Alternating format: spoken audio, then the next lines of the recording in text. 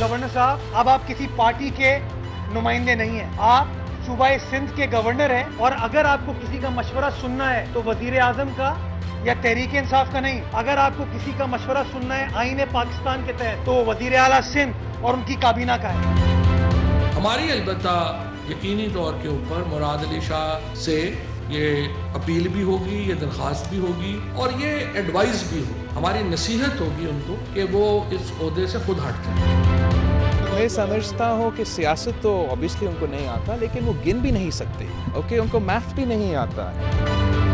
लिहाजा पाकिस्तान तहरीक इंसाफ ये समझती है कि इस वक्त अगर सूबे सिंध का सबसे अहम मामला है वो इस वक्त फाइंडिंग्स ऑफ JIT है जो कि सुप्रीम कोर्ट में जमा हुई है। हम अपने कवानीन में करप्शन की तारीफ चेंज कर देते हैं और करप्शन को एक हलाल मोड ऑफ इनकम तय कर लें। नवाज शरीफ साहब के मुकदमे हो, जरदारी साहब के मुकदमे हो, हमने कहा भाई ये कानून है, ये अदालतें हैं, ये तफ्तीशी एजेंसीज हैं, ये अपने अपने काम करेंगे।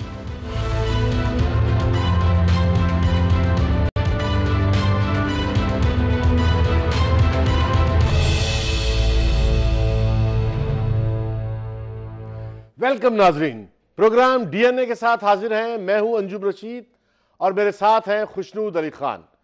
नाजरीन, आज तो सुप्रीम कोर्ट का वो फैसला जिसके तहत जो है वो JIT को और शहरियार जो वजीर दाखिला को बुलाया गया और कहा गया कि ये प्रोपेगेंडा बंद किया जाए कि सिंध की हुकूमत को ख़त्म करना है या वजीर आला को ECL में डालना है। और इसके अलावा भी बहुत से दूसरे इशूज़ हैं। आज फवाद चौधरी साहब ने भी इसका जवाब दिया है और आज खुरम शेर जमान भी बोले हैं। फिर सुप्रीम कोर्ट के अपने भी दूसरे इश्यूज़ में असर खान पर भी उनका एक कमेंट है और मेमो गेट पे भी उनका कमेंट है और साथ में जो है एक इस्लामाबाद का भी वो है। अच्छा खुशनूद अली खान, पूरे आज नहीं बल्कि पूरे गुज़श्ता 4 दिन से पूरे मुल्क में जो है वो अफवाहें गर्दिश कर रही थी, गुफ्तगू हो रही थी, गॉसिप्स हो रहे थे कि इदारों की मदद से और अदलिया मिल के जो है वो पाकिस्तान में सिंध की हुकूमत जो है वो गिराने जा रही है और अदलिया उसका फैसला दे देगी और यहाँ पर जो है वो आसिफ जरदारी और उसका ख़ानदान जेल चले जाएगा और पूरे मुल्क की काया पलट हो जाएगी और इमरान खान तनहा पाकिस्तान में सियासत करेंगे और वो सुनिया होवन गलियाँ विच मिर्ज़ा यार फिरे और इमरान खान अकेले तनहा, उन पर कोई तनकीद करने वाला नहीं होगा। लेकिन आज सुप्रीम कोर्ट के इस आज के फैसले ने और आज के कमेंट्स ने जो है वो पूरी काया ही पलट दिया है, वो तमाम अफवाहों को जो है वो मुस्तरद कर दिया है और एक नई सूरत हाल पैदा कर दी है। बिस्मिल्लाहिर्रहमानिर्रहीम। अनगिनत दरूद व सलाम जनाब मोहम्मद रसूलुल्लाह सल्लल्लाहु अलैहि वसल्लम की ज़ात पर, उनकी आल पर और उनकी औलाद पर। ऐ अल्लाह, ये जो नया साल आ रहा है इसको हमारे लिए अमन व सलामती, ईमान में इस्तकामत और अपनी रज़ा का साहिबान बना कर भेज और शैतान के शर से महफूज फरमा। अंजुम रशीद साहब, ये जो दुआ मैंने पढ़ी है नए साल की दुआ, देखिए आपने कहा कि पिछले 4 दिन से अफवाहें थीं और यूं लगता था कि पूरा मुल्क हिल रहा है, ना सिंध की हुकूमत महफूज है ना कोई और महफूज है। लेकिन ये सब क्या था?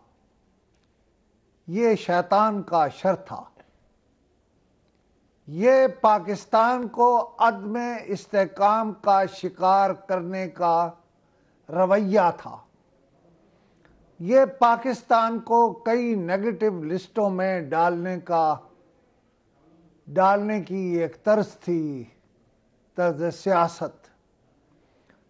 लेकिन इदारे भी, मैं तो ये नहीं मानता कि वो मुल्क को अदम इस्तेकाम का शिकार करना चाहते हैं, मैं ये भी नहीं मानता कि अदलिया भी शिकार करना चाहती है। हाँ, सियासतदानों में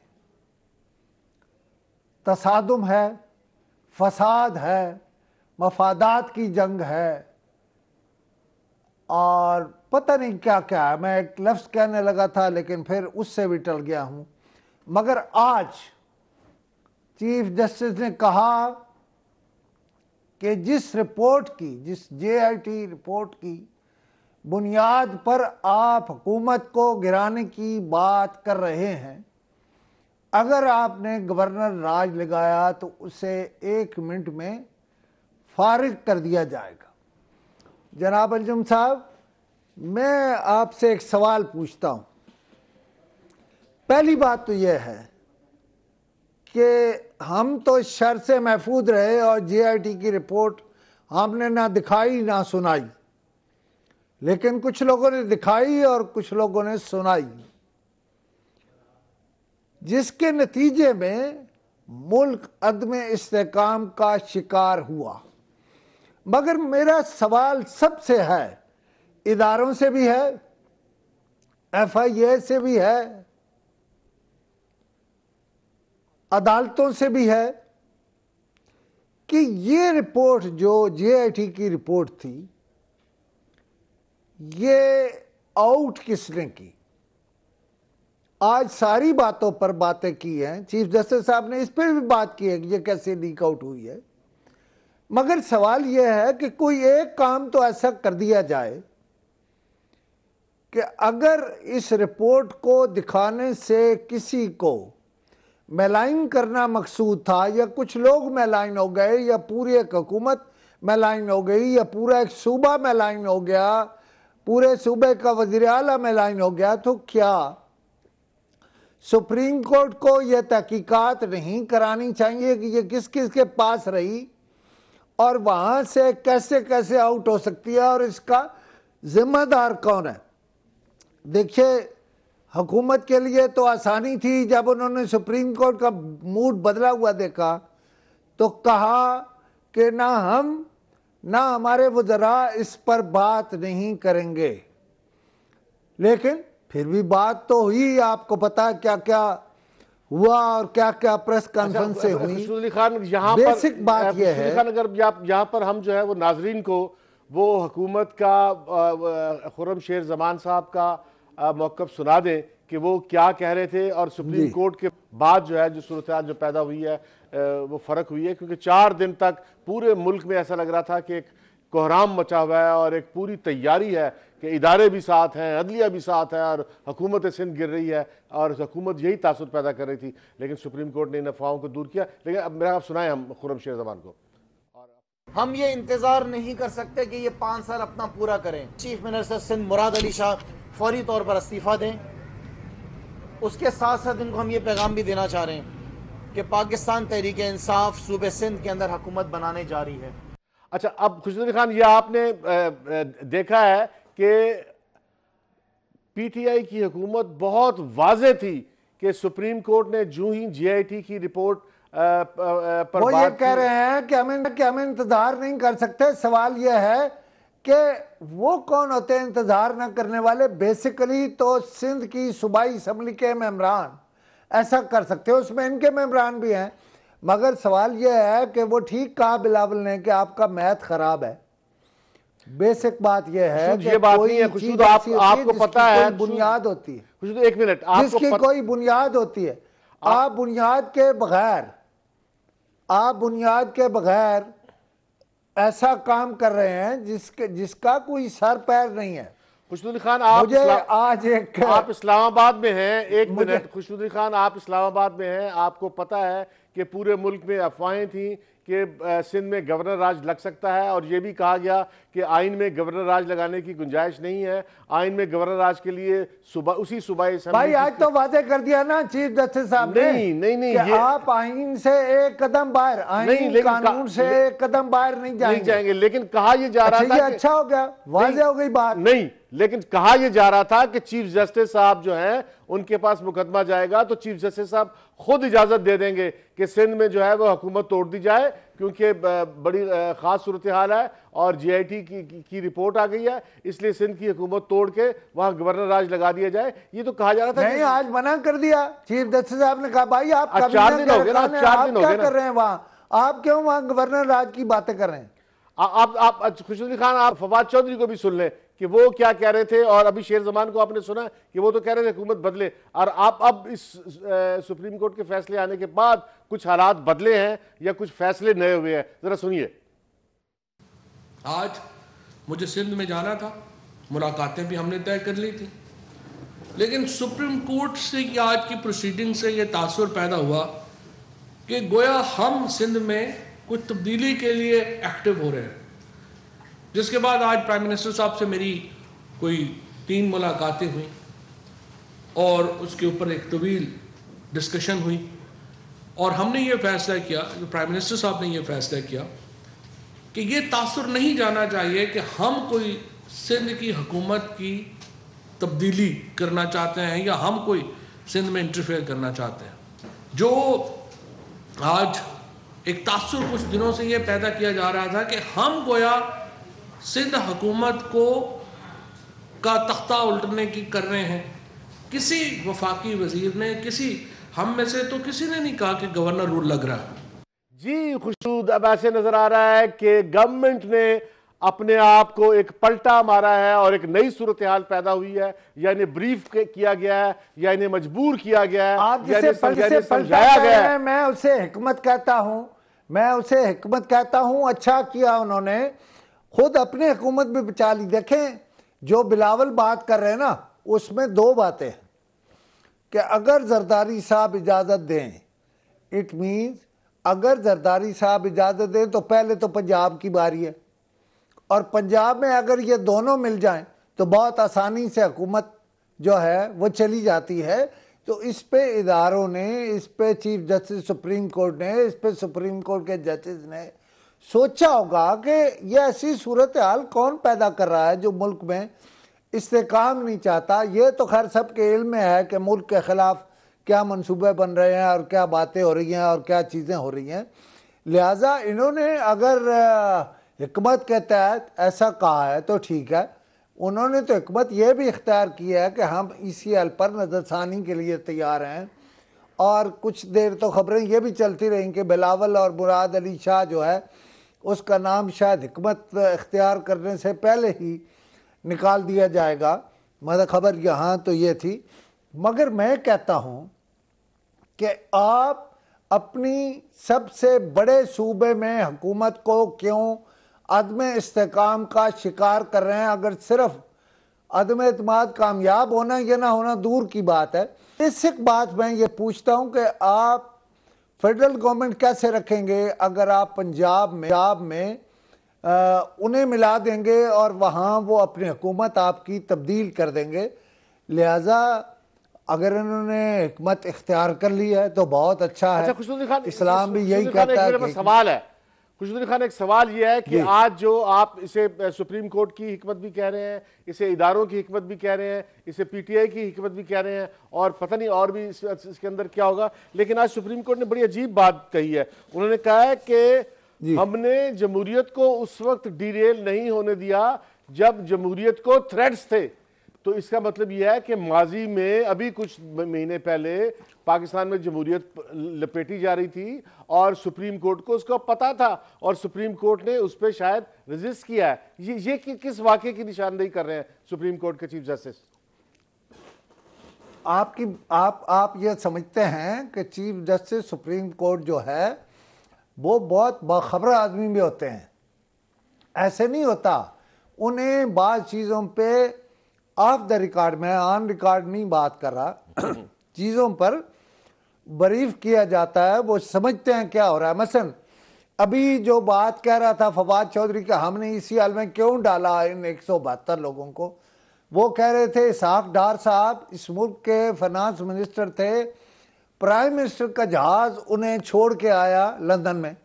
अच्छा, ये तारीख है, लेकिन ये ठीक है, ये भी ठीक है कि हुसैन हक्कानी की यहाँ हमारे मुल्क की बहुत बड़ी लायर ने ये गारंटी दी कि ये वापस आ जाएंगे, और फिर हुसैन हक्कानी वापस नहीं आए, और फिर SCCP के चेयरमैन भी चले गए। कोई फवाद चौधरी भी कोई झूठ नहीं बोल रहे कि हमने क्यों किया। लेकिन मैं ये कहता हूँ कि नई साल की इब्तदा इस बात से करें कि अगर तो जेन्युइनली PTI वहाँ कामयाब हो जाए पीपल्स पार्टी को हटाने में, तो फिर तो ले आए अदम और बात करें। वरना आप सिंध को भी, मसलन मैं आपको कहूँ, आज स्टॉक एक्सचेंज थी 37,600 पॉइंट पे, और आपको पता है कि कम से कम सतह जो है वो 38 होती है, मगर 37,600 थी।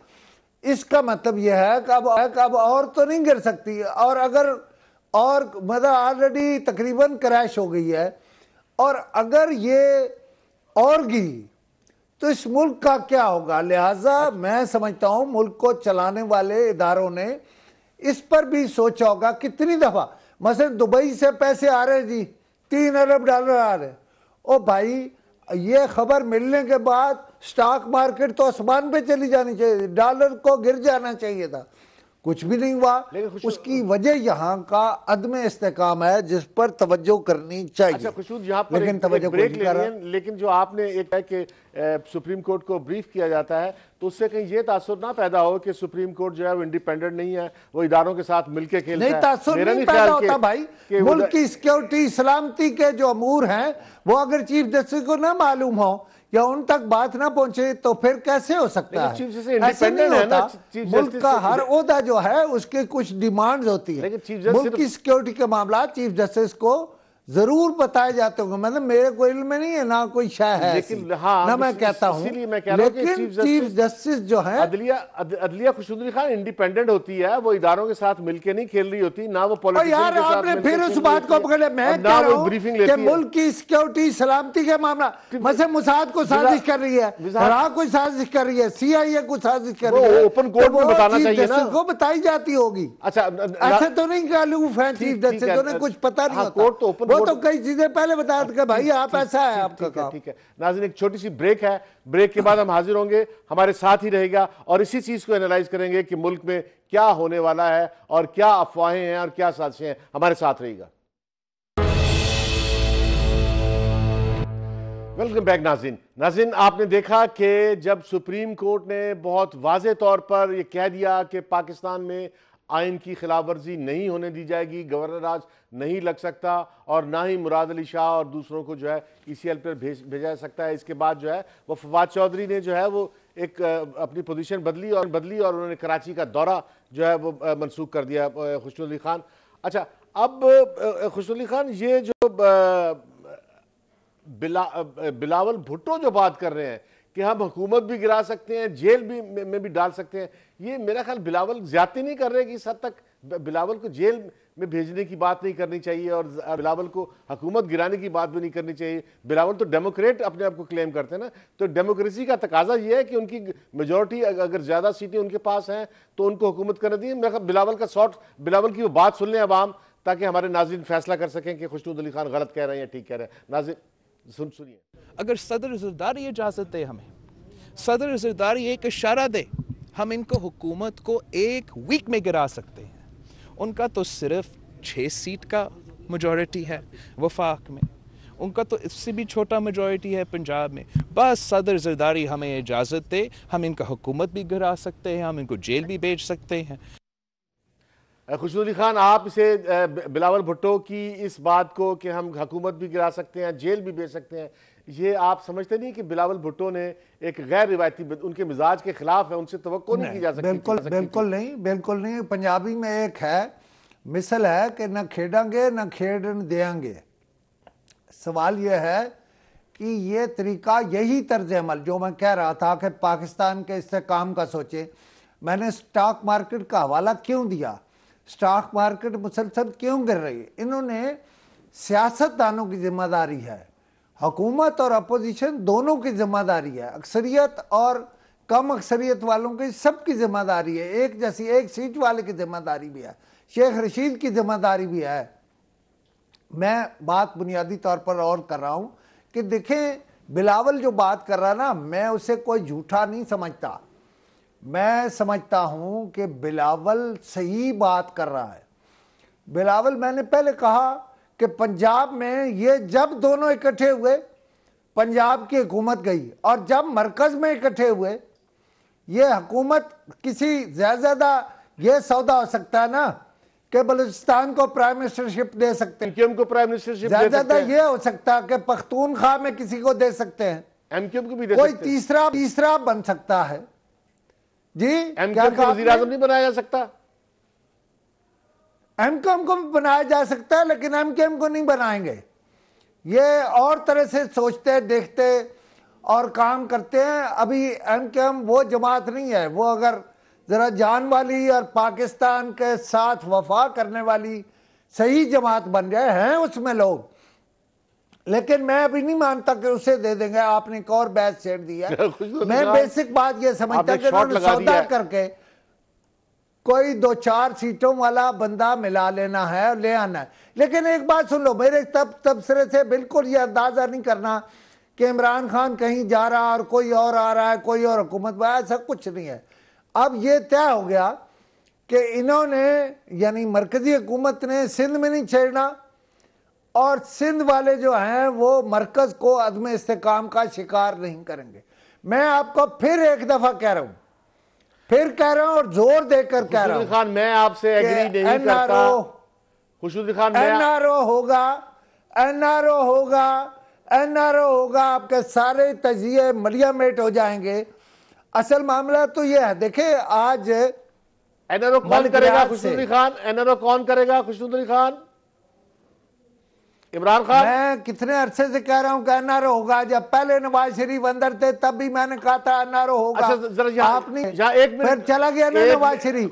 अभी मैं आपको कह रहा हूँ नवाज शरीफ ने बाहर निकलना है, इस मुल्क को भी चलना है। अच्छा, इसमें ज्यादा तय होगा कि ये वाले जो लोग हैं वो यहां नहीं रहेंगे या सैर सपाटा करें और ये वाली सियासत करेंगे। आप गलत कह रहे हैं।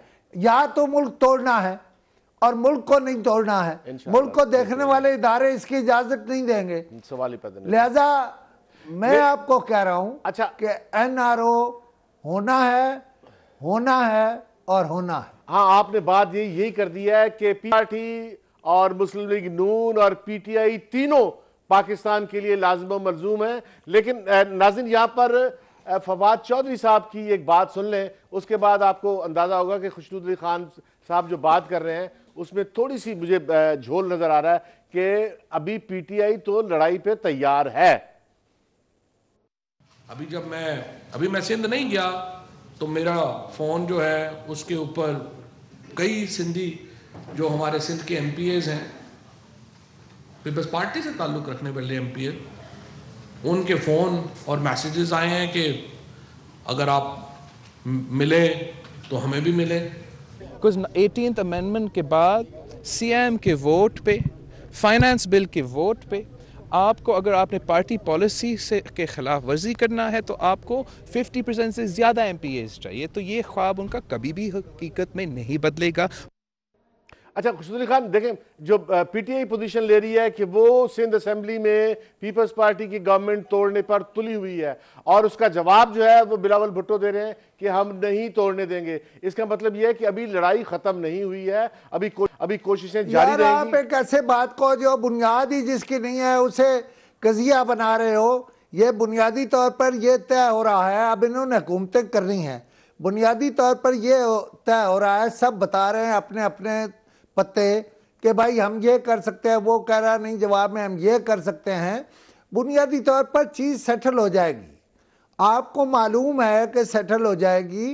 कुछ नहीं होगा। जो लोग जेल जा रहे हैं ये मसलन आज आप मुझे बताओ कि मलिक रियाज हुसैन साहब को कहा कि आप 1000 अरब दे दें, उन्होंने कहा जनाब मेरे बेटे अली का घर भी ले लें, मेरा घर भी ले लें, सब कुछ ले लें।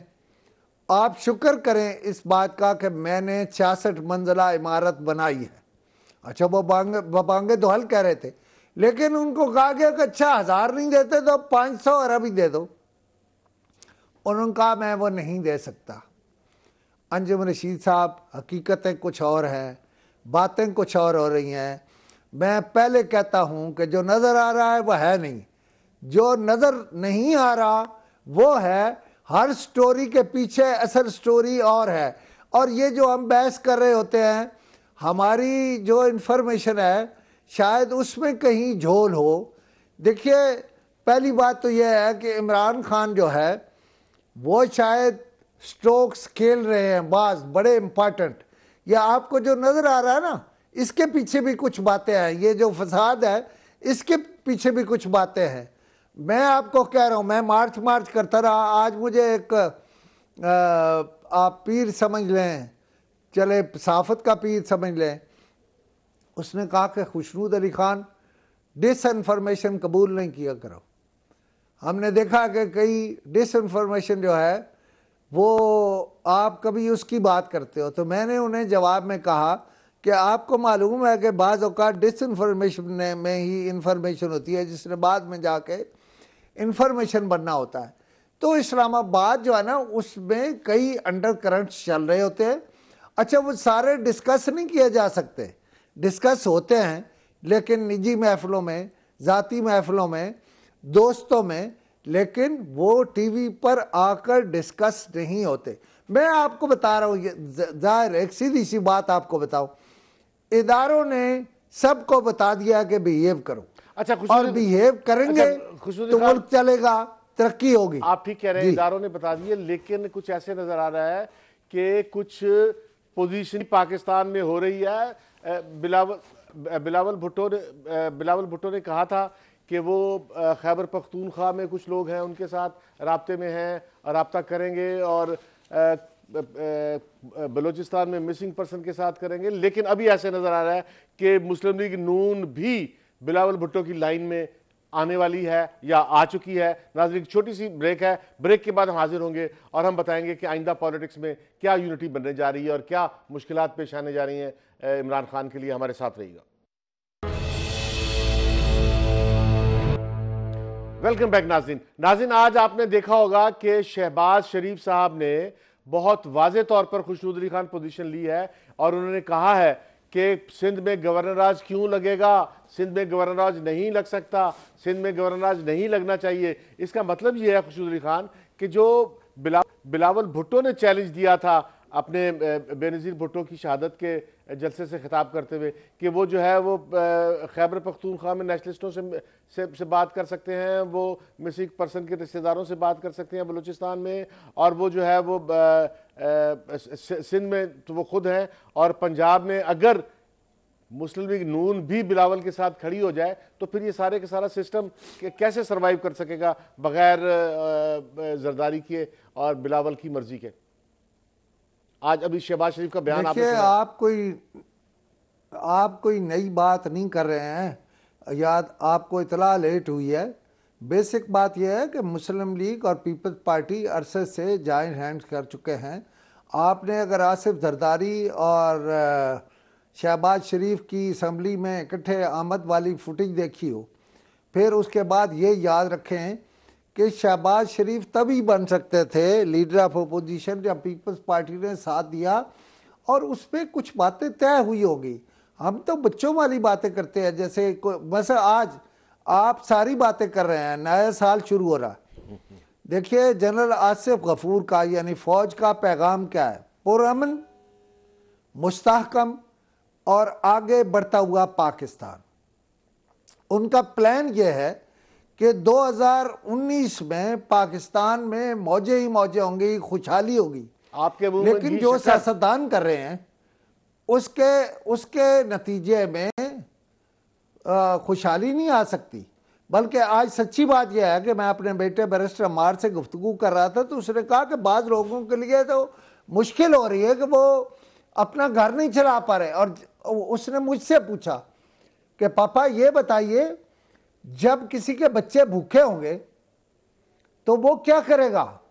वो कहीं से छीन के लाएगा कुछ, और छीनने और खींचने का अमल शुरू हो जाएगा। आज इस्लामाबाद जैसे शहर में डकैती हो रही थी, एक घर में पुलिस पहुंच गई, 2 पुलिस वाले जख्मी हुए, एक जान से चला गया।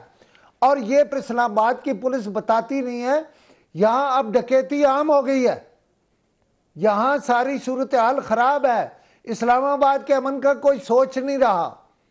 बेसिक बात यह है, लोगों को ना पानी, ना गैस, ना बिजली, ना कोई सेहत की सहूलतें मुयसर नहीं है। इमरान खान साहब के पिम्स जाने से ये नहीं हो जाता कि सेहत की सारी सहूलतें मिल जाती हैं। बेसिक बात यह है कि पुरअमन और मुस्तहकम और आगे बढ़ता हुआ पाकिस्तान जो है वो अभी तक ये नहीं ला सके। ये मैं नहीं कहता नहीं ला सकते, ये शायद इस साल वाकई सारा कुछ बदल दें। हमें उम्मीद रखनी चाहिए, मुस्बत बात करनी चाहिए, मगर हालात बहुत ख़राब हैं। और बिलावल कोई झूठ भी नहीं कह रहा। मतलब मैं नहीं कहता कि हुकूमत बड़ी मुस्तहकम है और बड़ी ठीक है और ये नहीं हो सकता। आप सिर्फ एक बात, मैं सुबह तीसरी दफ़ा ये बात आपको कहने लगा हूँ कि पंजाब में फ़र्क क्या है। पंजाब में टोटल कितने मेंबर चाहिए? पीपल्स पार्टी साथ मिल जाती है, मैं आपको बताऊं ये सारी मुस्लिम लीगें आपस में मिल जाएंगी। और इस बात को कोई दोहराने की जरूरत नहीं है, मैंने बहुत बड़ी बात कही, ये सारे एक हो जाएंगे। अच्छा, और हालात खराब हो जाएंगे। खुशनुद्दीन खान, आज इस्लामाबाद हाई कोर्ट ने एक फैसला, एक दरख्वास्त के ऊपर फैसला महफूज किया है। दरख्वास्त ये थी कि शहबाज शरीफ को पब्लिक अकाउंट कमेटी के चेयरमैन के तौर पर काम करने से रोका जाए। इस पर इस्लामाबाद हाई कोर्ट ने फैसला महफूज किया और एक बात बड़ी इंटरेस्टिंग की है, और वो बात मेरा ख्याल है कि वो सुप्रीम कोर्ट ने भी उसी असूल को सामने रखकर जो है वो आज हुक्म दिया है कि इनका नाम ECL में ना डाला जाए, आसिफ जरदारी का और इन लोगों का, क्योंकि अगर ECL में नाम इस बुनियाद पर डाला गया कि इल्ज़ाम साबित हुआ है, तो इल्ज़ाम तो फिर इमरान खान पर भी है। इमरान तो पूरी काबीना पे है, काबीना के बहुत से, पूरी पे नहीं है, काबीना के बहुत से अरकान पे है। लेकिन इस्लामाबाद हाई कोर्ट ने कहा है कि अगर इल्ज़ाम की बुनियाद पर जो है वो लोगों को पार्लियामेंट में आने से मना किया गया, तो गवर्नमेंट पार्टी के भी बहुत से लोग जो हैं जिन पर इल्ज़ामात है वो पार्लियामेंट में नहीं जा सकते, और इसलिए इल्ज़ामात की बुनियाद पर हम किसी को पार्लियामेंट कि किसी पार्लियामेंट के मेंबर भाई जुल्फी बुखारी जो है वो मेहमान खुसूसी थे, वो मामले खुसूसी थे ना, तो वो मामले खुसूसी रहे, लिखते रहे और काम करते रहे, और उनका नाम जो है वो ECL से भी निकाल लिया गया और उन्हें मामले खुसूसी का काम करने की इजाज़त भी दे दी गई। आप मुझे कहते हो कि NRO नहीं हो सकता। NRO तो तकरीबन हर रोज़ हो रहा है, हर रोज़ कोई ना कोई ऐसी बात हो रही है जो NRO के नतीजे में होती है, चीज़ें सेटल हो जाती हैं। मसलन मियाँ शहबाज शरीफ जो है उस पर इन्हें 400 एतराज़ात हैं, लेकिन उनकी एक नहीं चल रही। अच्छा, वो बतौर वजीर के ओहदे के बराबर होते हुए सारे काम कर रहा है, उसको रोक के दिखाएं। अच्छा खुशनुद्दीन खान, एक तो बात जोर हुकूमतों में यही होता, एक तो बात यह है कि ये अगर इल्ज़ाम की बुनियाद पर किसी को पार्लियामेंट में आने से रोका गया या किसी को ECL में डाला गया, तो फिर सुप्रीम कोर्ट को मुमकिन है बहुत से अरकान PTI के भी नाम डालने पड़ते। तो सुप्रीम कोर्ट के लिए वो भी एक रास्ता था, अगर कोई जाता तो सुप्रीम कोर्ट शायद उसको भी डालता। अब जहाँ पर इस्लामाबाद हाई कोर्ट ने भी कह दिया है कि जो अगर नाम की बुनियाद पर हुआ तो वो सिर्फ PTI नहीं, बल्कि वो सिर्फ पीपल्स पार्टी या मुस्लिम लीग नून नहीं, वो तो PTI के लोग भी रोके जा सकेंगे। तो आपको नजर नहीं आ रहा कि एक गंभीर सूरत हाल थी जिसको जो है वो बचा लिया गया? देखिए, मैंने आपको पहले कहा और आप एक बहस को और तरफ ले गए।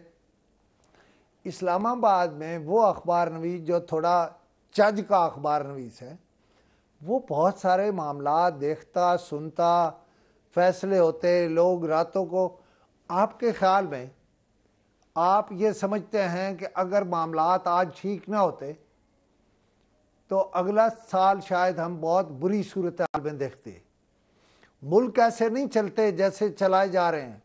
अच्छा, हर हुकूमत के कुछ हाक्स होते हैं जिनके ज़िम्मा ये होता है कि उन्होंने फड्डे डालने हैं, उन्होंने बातें करनी हैं, उन्होंने अपोजिशन को सुनाना है।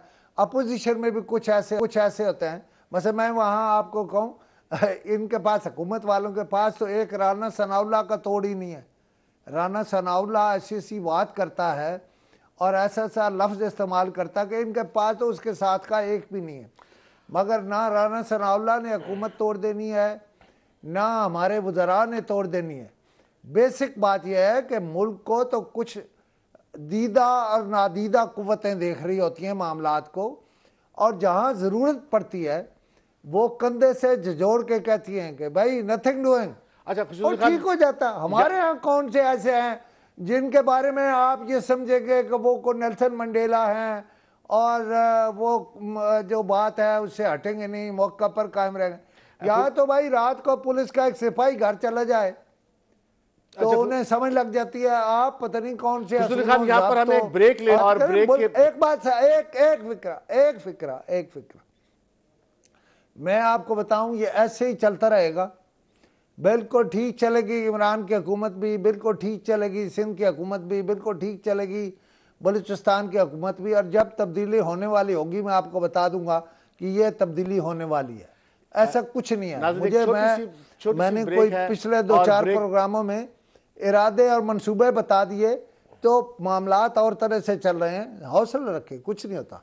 नाज़रीन, एक छोटी सी ब्रेक है। ब्रेक के बाद हम बात करेंगे कि मेमो गेट पर जो वकील, गवर्नमेंट के वकील थे, उन्होंने कहा कि वो चैम्बर में बताएंगे। अब चैम्बर में वो क्या बता सकते हैं और क्या बताया, इस पर बात करेंगे। नाज़रीन, हमारे साथ रहिएगा, एक छोटी सी ब्रेक है।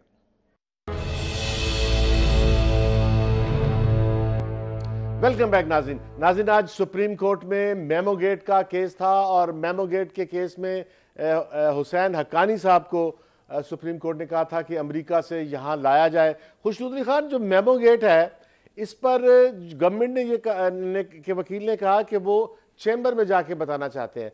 अच्छा, चैम्बर में वो क्या बताना चाह रहे होंगे? सीधी सी बात जो है वो मेरा ख्याल वो कोर्ट में बता देते कि हुसैन हक्कानी को अमेरिकी गवर्नमेंट पाकिस्तान के हवाले नहीं कर सकती क्योंकि वो एक पॉलिटिकल फिगर है वहां पे। देखिए, आपने ज़रा और तरह बता दी, ये बात भी ठीक हो सकती है। मेरा आपसे सवाल है और वही जवाब है। मेरा सवाल ही मेरा जवाब है। अंजुम रशीद साहब, ये हुसैन हक्कानी साहब, कुछ आपको मालूम है इस मुल्क से बाहर कैसे गए थे? मेरा दूसरा सवाल है आपसे, इदारों की मर्जी के बगैर जा सकते थे? क्या इदारों को उसे बाहर भेजते वक्त कॉन्फिडेंस में लिया गया होगा? और जिसने बाहर भेजा था, अब तक आप मेमो गेट खेल रहे हैं और चैम्बर खेल रहे हैं और अदालत खेल रहे हैं। आपने पूछा, यही बात किसी से पूछी है कि ये बाहर कैसे गया था? अच्छा, मैं गलती से उन 2-4 लोगों में हूँ जिन्हें शायद ये सूरत हाल कुछ इल्म है। मैं नहीं दावा करता कि मुझे सारा इल्म है, लेकिन मुझे कुछ इल्म है। और हुसैन हक्कानी इनसे वापस नहीं लाए जाएंगे। वो वहाँ हमारी कई मुखालिफ कुव्वतों के आलाकार हैं। मैं ये बाबांगे दोहल कहता हूँ, हुसैन हक्कानी से मेरा बहुत ज़ाती ताल्लुक़ था। अब पता नहीं, शायद वो भी ओन करें और मैं भी ओन करूं या ना करूं, लेकिन वो बड़ा बारीक काम जानते हैं। और अब वो अमेरिका में है, वो बारीक काम वहाँ भी जानते हैं और वहाँ बहुत इम्पॉर्टेंट है। और हमारे मुखालिफ हल्के उन्हें बाज़ औक़ात इस्तेमाल करते हैं। लिहाजा ये जो रिपोर्टें देने वाले हैं और चैम्बर में जाकर बताने वाले हैं, इन्होंने क्या बताना है कि हम उसे क्यों नहीं ला सकते? ये उसे नहीं ला सकते, अमेरिका इन्हें नहीं देगा। लेकिन पहले ये तो बताएं, ये तो पूछें चीफ जस्टिस साहब, ये तो पूछ लें जज साहब गए कैसे थे और किसकी गारंटी थी जुबानी, और कौन किसने मनवाया था कि हुसैन हक्कानी बाहर चले जाएंगे? अब आपने जो कहना आप इस पर कह दें। मैंने मेमो गेट जो था, मेमो गेट केस ये था कि हुसैन हक्कानी साहब ने अमेरिकी गवर्नमेंट से कहा कि पाकिस्तान में जो है वो मार्शल लगने वाला है और अफवाज पाकिस्तान को मार्शल से रोका जाए। ये जो मेमो गेट का इल्ज़ाम था, इसको लीड किया था मियां नवाज शरीफ ने। और मियां नवाज शरीफ खुद इससे कह चुके हैं कि मैंने गलत कहा था और मेरा सुप्रीम कोर्ट में जाना बनता नहीं था और मुझे सुप्रीम कोर्ट में मेमो गेट की वो वकालत करनी नहीं चाहिए थी। ये वकील काला कोट पहन के चले गए थे। क्यों कहा था मियां नवाज शरीफ? मियां नवाज शरीफ ने ये बयान क्यों दिया? इस पे जरा बताएं ना। इसलिए बताएं कि वो नहीं समझते थे कि मेमो के हुसैन हक्कानी को पाकिस्तान के जो है वो कोई दुश्मन है और पाकिस्तान के कोई खिलाफ है, और जिनका जो पूरा स्टेटमेंट था वो भी कोई अच्छा उस वक्त समझते थे ना? काला कोट पहन के चले गए थे, उस वक्त किसने भेजा था उन्हें? उस वक्त शायद उन्हें किसी ने भेजा होगा, लेकिन बाद में उन्होंने इस पे माफी मांग ली और इसको कहा कि गलती थी। और फिर आपने भी बात कभी लीडर जो है वो इस तरह, लीडर तो बात कहते हैं और उस पर अमल होता है। लीडर इस तरह थोड़ा कहते हैं कि अच्छा उस वक्त चला गया था, बाद में पछतावा हुआ, बाद में ये हुआ। ये क्या बातें कर रहे हैं आप? वाह जी वाह, मैंने वाह जी आपसे वाह। आज को अगर 8-10 इमरान सवाल खान कर लिए यू अब टर्न तक। ले तो आप सिर्फ- कहते हैं सिर्फ कमाल कर मेमो दिया स्कैंडल पर, और आप कुछ नहीं बता सके। खुशनूर अली खान, अगर इमरान खान यू टर्न ले तो आप कहते हैं कमाल कर दिया, और अगर नवाज शरीफ ले तो आप कह रहे हैं मैं लीडर कहता हूं ऐसे नहीं हिकमत होता है। अमली है, हिकमत अमली। हाँ, ये वो हिकमत अमली। और मैं कहता हूं कि अगर किसी की भी छेड़ है, इन लीडरों में से किसी की भी छेड़ है और किसी के लिए कोई बुरा लफ्ज इस्तेमाल होता है तो वो ना करो, वही बात कह दो। मैं कहता हूं हिकमत अमली, और हिकमत अमली बहुत अच्छा लफ्ज है।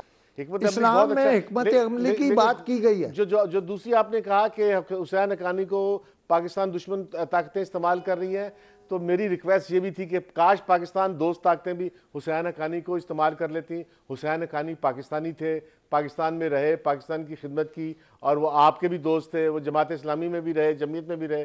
तो अभी हम उनको दुश्मन कह रहे हैं, मुझे बड़ी तकलीफ हो रही है। नाज़रीन, इस प्रोग्राम में बस इतना ही। अब इजाज़त दीजिए अंजुम रशीद को, खुशनूद अली खान को और DNA की पूरी टीम को।